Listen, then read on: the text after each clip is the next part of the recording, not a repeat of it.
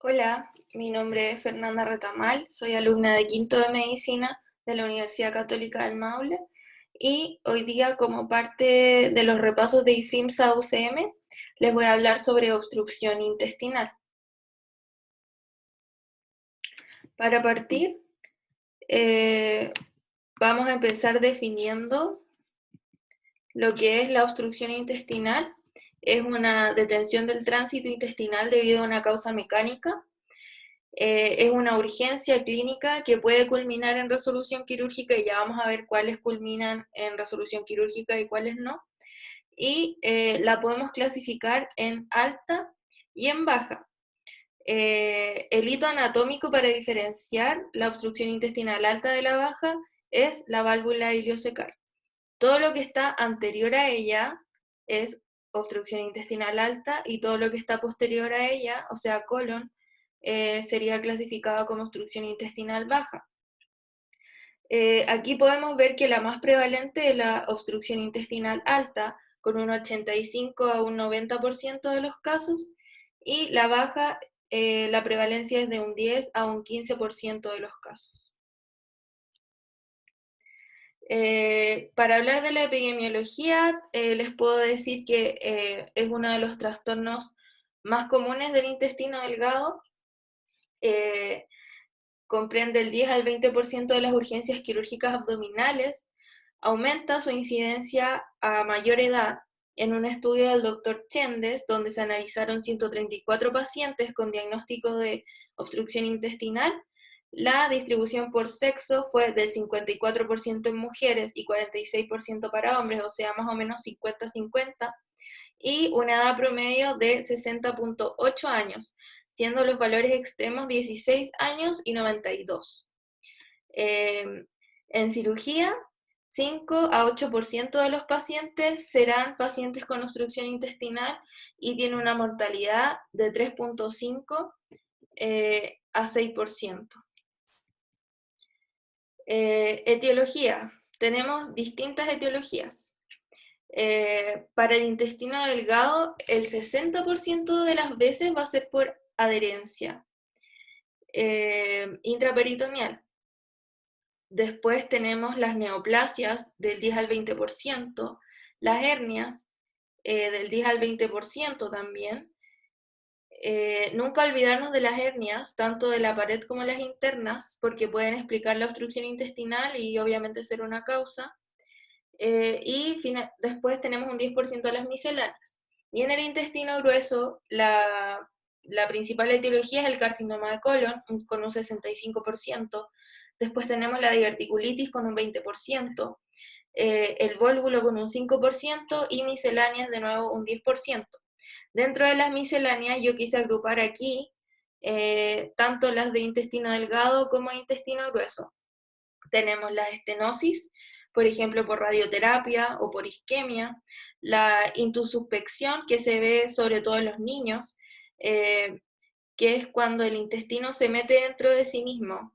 Generalmente hay un motor, por ejemplo, una lesión intraluminal, que es la que actúa como el motor, y el peristaltismo continúa avanzando y eso comienza a invaginar esa zona. También tenemos cuerpos extraños, tenemos que preguntarlo dirigidamente en la anamnesis. Tenemos también el hilio biliar, que se da en pacientes añosos, el besoar y también la impactación fecal, que también se da en pacientes añosos y nunca hay que olvidar preguntar por el fecaloma. La fisiopatología. Con el inicio de la obstrucción intestinal mecánica, vamos a tener una acumulación de gas por la ingestión y la producción bacteriana y de líquido por la ingestión y la secreción intestinal. Al día se secreta más o menos entre 5 a 6 litros.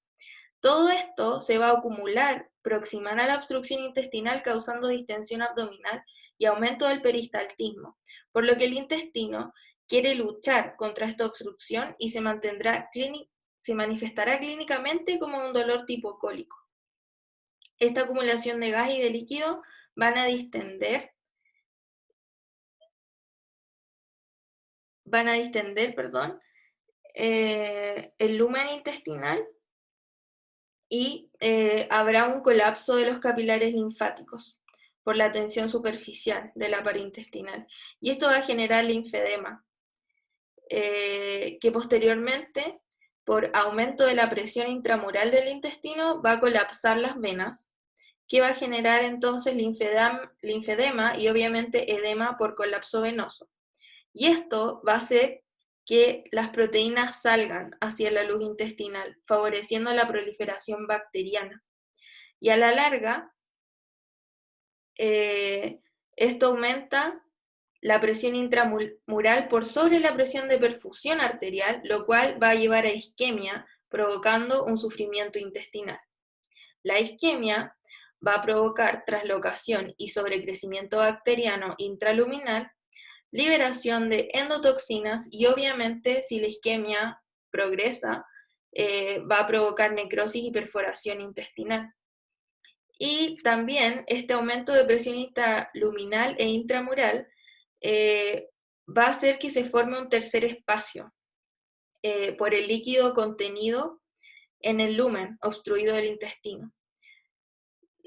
Este líquido no va a pasar a los capilares, por lo tanto, no va a contribuir a la volemia efectiva, y esto va a impactar deleteriamente en la perfusión renal, provocando alteraciones hidroeléctricas, desequilibrio ácido-base, que vamos a tener una acidosis metabólica, y un aumento de la distensión y vómitos. Y todos estos cambios van a provocar a la larga shock y sepsis. Como clínica tenemos estos 4 síntomas principales, que es dolor, vómitos, sensación de distensión abdominal y ausencia del tránsito intestinal. El dolor y los vómitos son síntomas que se ven más en los pacientes con obstrucción intestinal alta, y la sensación de distensión abdominal y la ausencia del tránsito se van a ver más en pacientes con obstrucción intestinal baja. Sin embargo, los 4 síntomas pueden estar presentes en los 2 tipos de obstrucciones. El dolor va a ser un dolor tipo cólico, periumbilical o difuso, poco localizado. El sitio de dolor no va a reflejar el lugar de obstrucción. El dolor no va a ceder a antiespasmódicos, puede disminuir por desobstrucción o por agotamiento del peristaltismo, puede aumentar y también puede ser continuo por la irritación peritoneal. Los vómitos van a depender del sitio de la obstrucción, el grado de oclusión y el tiempo de evolución. Contienen bilis, moco, secreciones intestinales, pero pueden también convertirse en fecaloideos, si es que la obstrucción permanece por mucho tiempo. La distensión abdominal es la sensación de hinchazón, y la ausencia de tránsito intestinal, me refiero con esto a la ausencia de eliminación de gases y heces. Como signos, vamos a tener la deshidratación, que la vamos a ver evidenciada por mucosas secas, lengua saburral, taquicardia, hipotensión, oliguria. También vamos a tener la distensión abdominal, donde nos vamos a encontrar un abdomen timpánico a la percusión y la matidez hepática ausente. También podemos sentir a la auscultación un aumento de la frecuencia y el tono de los ruidos hidroaéreos. También vamos a sentir bazuqueo, que esto refleja un hilio prolongado por acumulación de líquido en las asas intestinales, y podríamos llegar a sentir una masa abdominal palpable, que esto por lo general significa obstrucción estrangulante en asa cerrada e intestino delgado. Tenemos que recordar, indagar en el tiempo de evolución, o sea, cuántos días, horas lleva el paciente con la sintomatología, qué ha comido desde el inicio de los síntomas, si es que ha podido comer o si es que el dolor no lo ha dejado, si es que ha eliminado gases, la diuresis, si es que ha hecho pipí, porque eso nos permite saber el grado de perfusión que tiene el paciente, y también hay que preguntar por los episodios previos, y si los ha tenido, hay que preguntar cómo se han tratado, si se han resuelto de manera quirúrgica o conservadora. Hay que evaluar los signos vitales para saber si el paciente está descompensado, porque esto nos daría para pensar que es un paciente quirúrgico de entrada.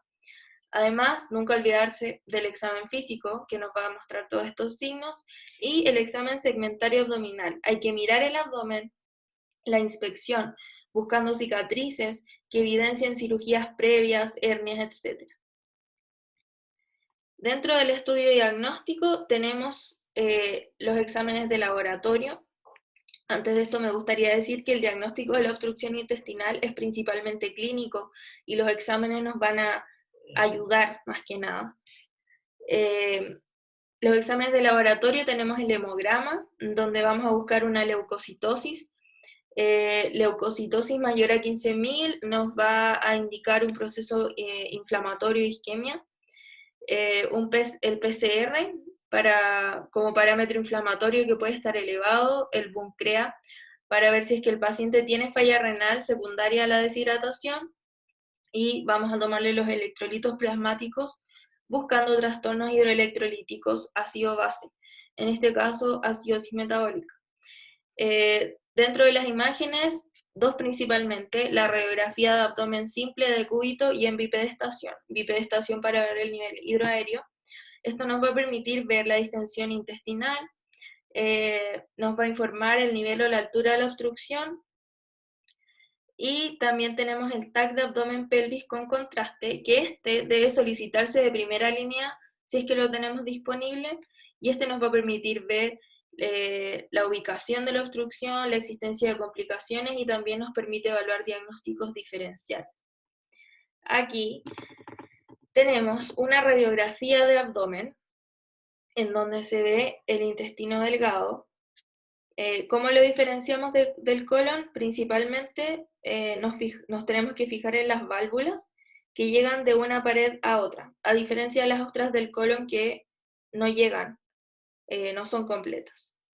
En la radiografía tenemos que ver si es que el intestino está dilatado. El intestino está dilatado cuando lo medimos con la regla es mayor a 4 centímetros, o cuando se asemeja al tamaño del cuerpo vertebral. Bueno, aquí vemos un intestino muy dilatado, y también vemos este signo, que es el signo del collar de perlas o cuencas de rosario, que son hileras de burbujas en disposición oblicua, en este caso, que se ven en la radiografía de abdomen en decúbito o en bipedestación, y representa pequeñas cantidades de aire atrapado en las válvulas que están continentes del intestino delgado, siendo este predominantemente puro líquido, porque están llenos de líquido y además tienen estos pequeños burbujas de aire. Y este signo del collar de perlas se presenta en la obstrucción mecánica de intestino delgado. Acá en la otra imagen tenemos un TAC de abdomen con contraste. Se ve mucho mejor claramente que en una radiografía, por eso deberíamos solicitarlo como primera línea si es que lo tenemos disponible, y nos entrega información sobre la dilatación de las asas, la perfusión de las mismas, si es que hay torsiones mesentéricas como aquí, si es que hay neumatosis, si es que hay líquido libre, neumoperitoneo, el punto de obstrucción, la etiología. Acá en este TAC podemos ver los niveles hidroaéreos, aquí que se ve negro estos aires, pero lo más importante es que hay que buscar la dilatación patológica de las asas y ver la perfusión de la pared, que lo voy a explicar en la siguiente diapositiva. Pero básicamente se tiene que ver blanco y homogéneo. Ya, aquí tenemos otro corte de TAC de abdomen, un corte transversal, y aquí podemos ver la pared de la perfusión. Aquí debería verse toda la pared hiperdensa, o sea, blanca, y también homogénea. Se debería ver hiperdensa y blanca por el contraste. Y con esto podemos ver si es que hay edema. En esta imagen podemos ver un asa intestinal que está muy edematosa, es una imagen trilaminar, en donde hay mucha congestión venosa y linfática. Y vemos la mucosa que se ve hiperdensa, después tenemos una zona más hipodensa que es la muscular y la submucosa, y posteriormente tenemos una zona nuevamente hiperdensa que sería la serosa. Y además tenemos que fijarnos que en la perfusión, o sea, que toda esta capa se vea blanca, porque si no se ve homogénea, significa que hay zonas de isquemia en la pared. Y además de esto, aquí podemos ver el edema mesentérico, que es todo esto que se ve como una grasa blanquecina llena de agua. Y no debería verse así, debería verse más opaca. Aquí tenemos una radiografía de tórax en donde podemos evidenciar neumoperitoneo. Si se fijan aquí, se ve súper bien delimitada la línea del diafragma y esto se puede ver a una perforación de víscera hueca. En esta otra radiografía, esta es una radiografía de abdomen en donde podemos ver el signo del grano de café, que esto es patognomónico de el vólvulo de sigmoides, una obstrucción intestinal baja. Entonces, con todo esto, con la clínica, con los exámenes de laboratorio y de imágenes, podemos clasificar la obstrucción intestinal en simple y en complicada. La obstrucción intestinal simple, vamos a ver, obviamente no hay un compromiso vascular del asa, o sea, toda la pared se va a ver homogénea, blanquita. No van a haber signos de irritación peritoneal, no va a estar tan distendido el abdomen, no va a haber tanta sensibilidad, tanta resistencia muscular. Además, el paciente va a estar sin fiebre, no va a estar taquicárdico, con una presión normal, no va a haber leucocitosis, el paciente va a estar estable en general. Y en una obstrucción intestinal complicada, que puede ser con estrangulamiento, vamos a ver compromiso vascular del asa, o sea, ya va a haber un proceso isquémico, vamos a ver un compromiso del estado general del paciente, el paciente va a estar deshidratado, con signos de hipovolemia, con taquicardia, con tendencia a la hipotensión. Además, vamos a tener signos de irritación peritoneal, muy distendido, mucha sensibilidad, resistencia muscular, va a haber silencio abdominal. Puede ser que podamos palpar también las asas intestinales. Va a haber leucocitosis mayor a 15.000, que puede ser indicador de compromiso vascular, y también va a haber fiebre. Con esto tenemos dos opciones de manejo, el manejo conservador y el manejo quirúrgico. El manejo conservador lo vamos a hacer en pacientes que tengan una obstrucción intestinal alta, que esté estable, que tenga patrones inflamatorios bajos, enfermos que tengan obstrucción simple, que no tengan estrangulamiento o que tengan una obstrucción parcial, en enfermos que tengan un historial de obstrucciones previas o a repetición, en enfermos que tengan obstrucciones secundarias a procesos inflamatorios como enfermedad de Crohn, y además en enfermos que tengan esta obstrucción secundaria carcinomatosis. Y aquí, ¿qué les vamos a dejar? Bueno, régimen cero, vías venosas permeables, cristaloides y electrolitos, sonda nasogástrica para poder descomprimir este intestino, analgesia, sonda Foley porque tenemos que hacer un recuento de la diuresis, podemos dejarle antibióticos también en casos de compromiso vascular y también como profilaxis en casos de obstrucción simple que vayan a ir a cirugía como antibiótico preoperatorio. Y además tenemos que fijarnos en que hay que reevaluar a estos pacientes constantemente. A ellos le vamos a dar un plazo de 12 a 24 horas con terapia conservadora y si no se mejora, si no hay una mejoría, hay que operar. El manejo quirúrgico, ¿en qué consiste? El procedimiento quirúrgico varía según la etiología de la obstrucción, porque no vamos a tratar una obstrucción intestinal alta igual que una baja. Generalmente va a ser una laparotomía exploradora, aunque se prefiere hacer laparoscopía si es que se pudiera, pero la mayoría de las veces no se puede porque al estar tan dilatado el intestino, se va a tener poco campo quirúrgico para el abordaje por laparoscopía. ¿Qué se va a hacer aquí? Tenemos que observar el asa afectada y además resecar el tejido no viable. Aquí tenemos laparotomías. Aquí podemos ver un asa proximal que está muy dilatada, si se fijan está no está rosada aquí viva como en el área distal, sino que está media morada, media necrótica, y aquí ya tenemos derechamente un área de necrosis. Todo esto se tiene que resecar. Y en la otra imagen podemos ver también el intestino muy dilatado, edematoso, y aquí una gran brida que lo está comprimiendo. Esa es la causa de la obstrucción. En esta, aquí vemos que el intestino está súper pegado y es porque está adherido, tiene muchas adherencias aquí si se fijan de tejido conectivo laxo.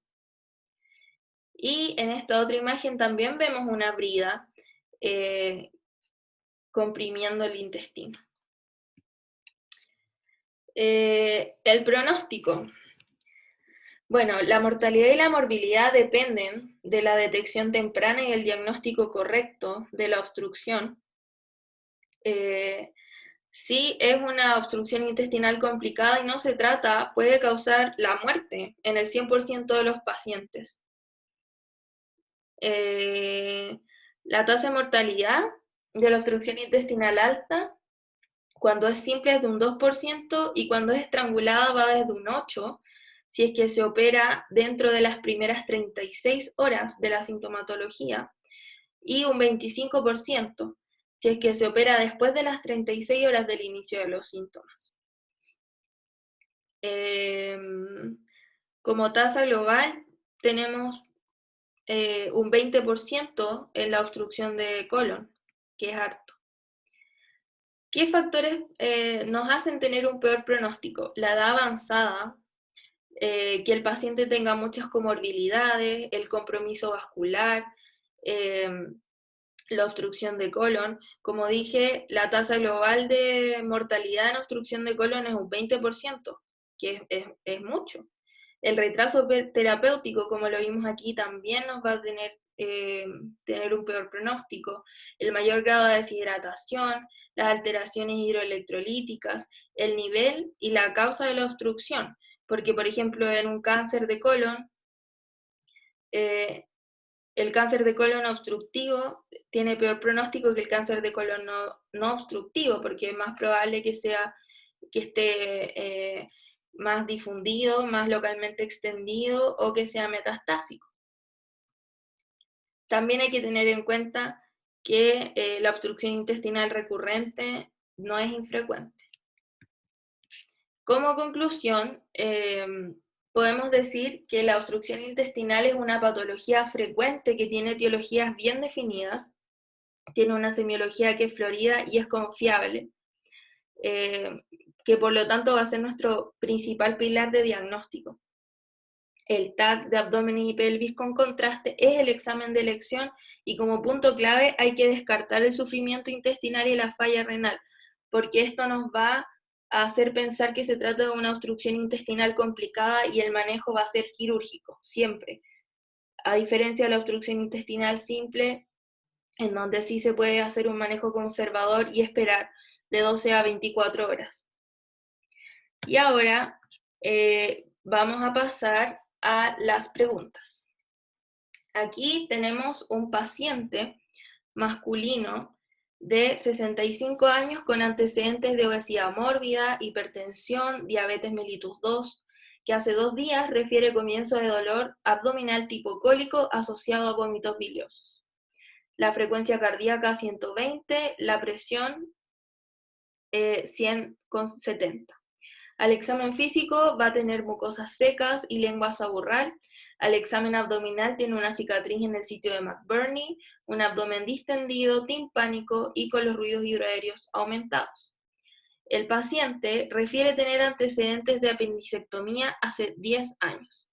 Con respecto a la etiología de la obstrucción intestinal, este antecedente de apendicectomía nos orienta más a hernia atascada, adherencias intraperitoneales, diverticulitis o iliobiliar. La respuesta es adherencias intraperitoneales. Si recordamos la diapositiva, la obstrucción intestinal alta es la más prevalente dentro de la alta y baja, y las adherencias provocan el 60% de las obstrucciones intestinales altas. Segunda pregunta. ¿Cuál es la causa más frecuente de obstrucción de intestino grueso, o sea, obstrucción intestinal baja? Neoplasia. Es responsable la carcinomatosis de colon del 65% de las obstrucciones intestinales bajas. La siguiente. ¿Cuál de estas es la prueba complementaria menos útil en el diagnóstico de la obstrucción intestinal? Como dijimos anteriormente, el TAC de abdomen y pelvis es el estudio imagenológico de elección para la obstrucción intestinal y nos va a permitir identificar el sitio de obstrucción y también elementos de compromiso vascular de manera precoz. Y la radiografía de abdomen, tanto en bipedestación como en decúbito, también nos va a permitir ver la distensión, los niveles hidroaéreos y los signos de compromiso vascular, pero más tardío que en el TAC.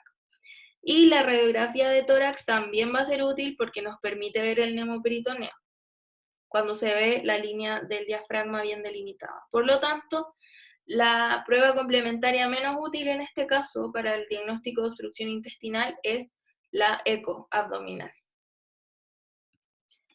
El siguiente caso. Es un paciente de 70 años con antecedentes de hernia inguinal derecha de varios años de evolución, que acude al servicio de urgencias por brusco aumento de volumen herniario, dolor abdominal, vómitos y ausencia de emisión de heces. A la exploración se evidencia una masa dolorosa y dura en la región inguinal derecha, que no se puede reducir. El abdomen está distendido y los ruidos hidroaéreos aumentados. Leucocitos 15.000, frecuencia cardíaca de 150, la tensión arterial 110/65 y la temperatura de 38 grados Celsius. ¿Cuál es la actitud terapéutica más adecuada? Aquí, este paciente, por la clínica, no puede ser tratada de forma ambulatoria. No puede, porque si ven, bueno, tenemos parámetros inflamatorios, el paciente está taquicárdico, el paciente está levemente hipotenso y además tiene fiebre. Tiene un compromiso sistémico. Entonces, ¿cuál es la actitud terapéutica más adecuada? Analgesia, antibiótico, tratamiento ambulatorio, no. No podemos dejar a este paciente que se vaya para su casa. Por lo tanto, esta y esta tampoco. Reducción herniaria. El paciente tiene una hernia. Las hernias, esta hernia probablemente va a estar atascada. Las hernias nunca se intentan reducir porque las hernias complicadas. A ver, hospitalización para observación y posible cirugía diferida. Podría ser, pero cirugía diferida, no. No, porque podría ser que lo deriven a una interconsulta, por ejemplo. Entonces, la respuesta que más está más correcta sería una intervención quirúrgica urgente. ¿Por qué? Porque este paciente está avanzando hacia un compromiso sistémico y se nos puede choquear. Además que es un paciente añoso.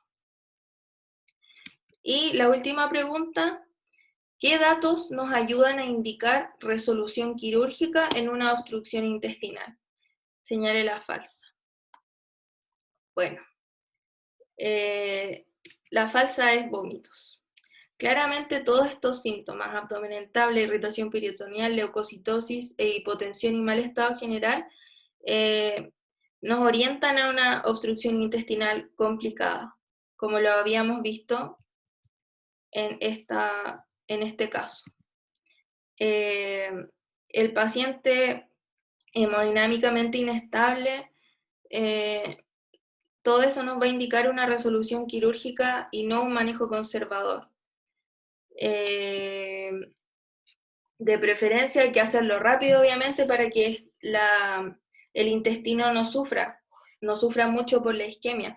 Por lo tanto, los vómitos no me indican nada, no me hacen, no me hacen elegir por sobre un manejo o el otro.